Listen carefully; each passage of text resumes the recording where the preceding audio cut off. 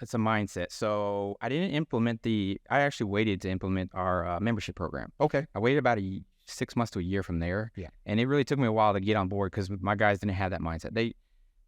When you're first starting off, you kind of have whatever's available kind of mindset. Yeah.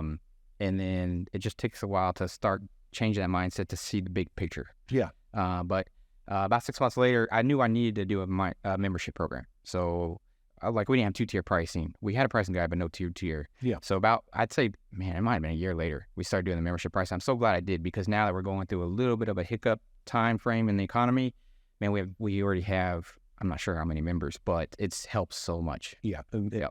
It balances out the board when there's not those calls coming in. It does. Well, let's talk about your membership for a minute, just so people can understand how you guys construct it. To share with us the benefits of your club. Gotcha. So with the membership program, you get electrical tune-up once a year. We come out, we tune up the breaker panel, make sure everything's tight in there. We do a home safety check where we test all your safety items. In addition to that, we change your smoke detector batteries. Nice. We even do a little visual check on your attic, make sure your attic lights work, and make sure there's no signs of rodents, stuff like that. Mm-hmm. And then we actually added this year to clean your exhaust fans. Oh, nice. Just like an extra little touch. Yeah.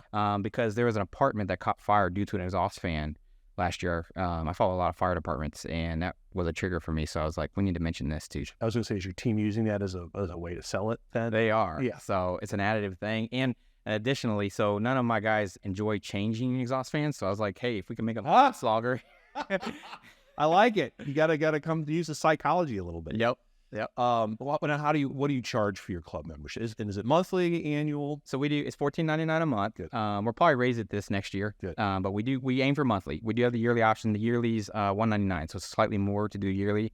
And then they're a pain though. Yeah, because then you got to do your follow-ups and stuff like that. And that's how I explain to the customers of why it's cheaper. Mm-hmm. Because look, on our end, it's less work if you do monthly. Plus, it's actually better marketing too, because they see that on their bill. Once a month they see your name, versus out of mind, out of sight, forget about it. Right.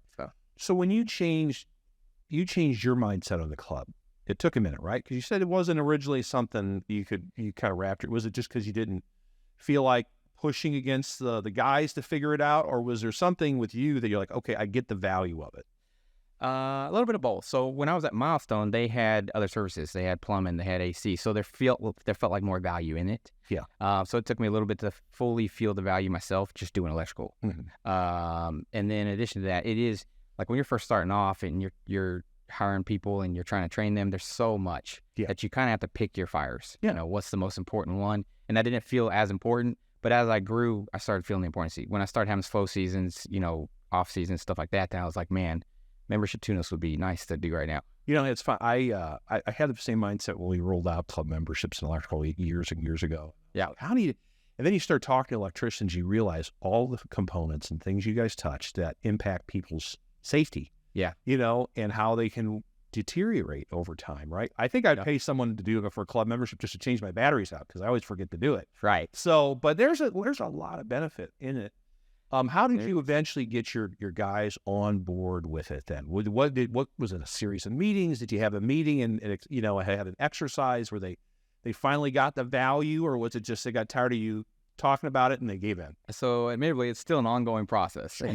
Yeah. But it's so you do have a little incentive. So if they sell it, they do the monthly one, they get like a $30 bonus. If they do the yearly, a $10 bonus. And then it's kind of I still got to do more training on the tune-up so that they get better at that. Yeah. But it's kind of just inspiring them. When they start seeing one guy do it and then another guy does it, it just starts to grow. Yeah. So it's really just mentioning it. Mm-hmm. And when they do the tune-up or the inspection, do they use a form and to be able to show the customers the value of it? We do. So we have a form. It's kind of like our safety check that we do in there, but more extensive. There's more stuff on it. Mm-hmm. And then, and really what it is, when you start getting a sales-minded guy that really sees the value in the safety stuff versus a guy that just part changes, he starts inspiring the rest of the team because he does it.